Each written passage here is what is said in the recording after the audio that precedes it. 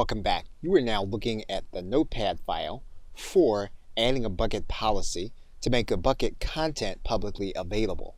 And we're going to need to add this text into our bucket policy for the bucket that we just created. So to do that, we're going to, within our bucket screen, we're now going to go over to the Permissions tab. And we're now going to click Bucket Policy. We're then going to copy the text into the editor. And you'll notice here that the bucket policy string of text has the words example bucket. We obviously need to replace that with the name of our bucket. Once we've done that, our bucket policy will be complete and our bucket now has public read access. We're now going to click Save. Amazon will then confirm with us that the bucket now has public access and we are now ready to move on to the next step. Okay, so with that, thanks, and I will see you in another video.